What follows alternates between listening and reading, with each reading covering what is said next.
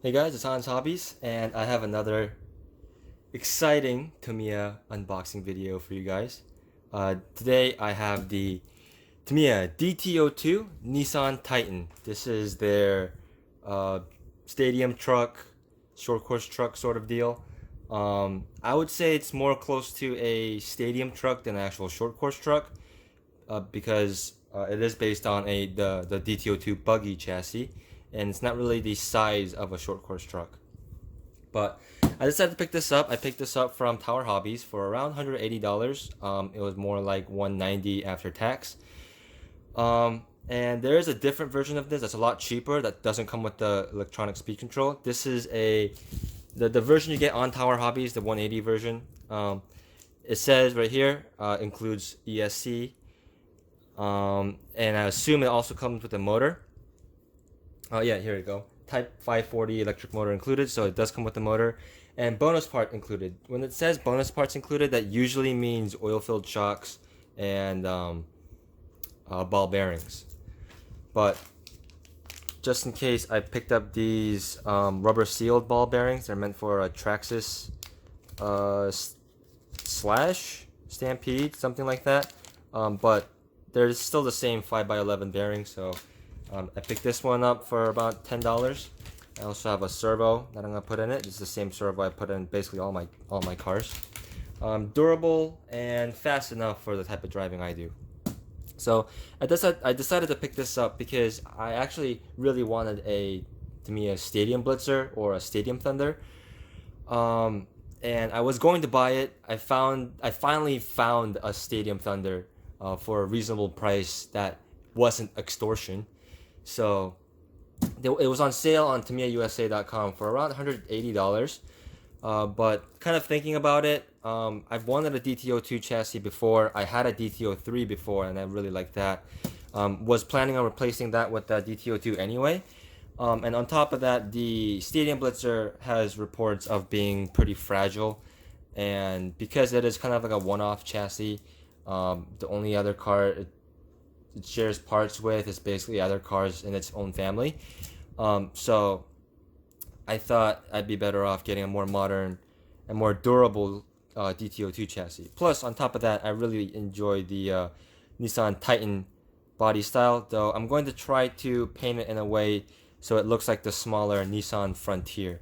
I think I just have to manipulate the masking for the headlights a little bit, and I think I can successfully make it look kind of like a Nissan Titan and Nissan Frontier, which is actually a truck I really wanted. The first car I ever wanted while I had my driver's permit, was a bright yellow, I think it was a 2005 Nissan Titan with the roof rails. I might insert a picture of it here.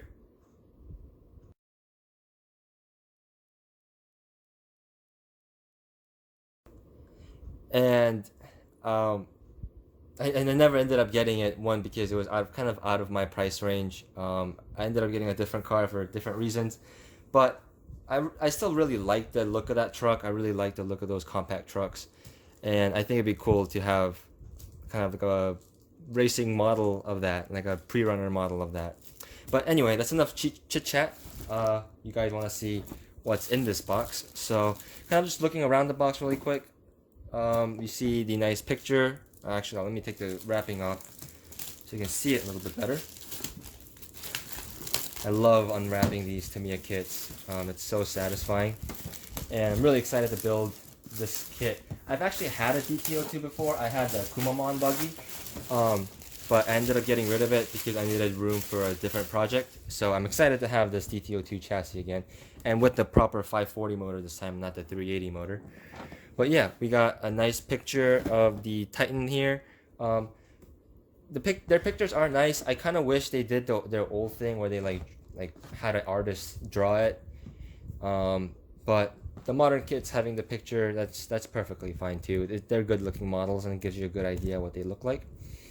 Again, you saw the bonus parts that this version comes with. You can see the DT02 chassis here, some of the radio gear and stuff you need. More art. Another picture there. Titan on this side. Another same picture there. So let me open this up.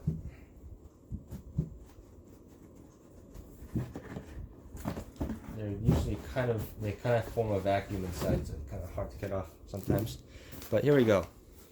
We see all the parts in there. Here is the speed controller. It is their older speed controller. It's not their brushless one.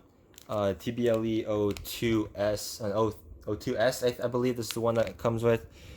Usually this one is the older 104 BK speed control.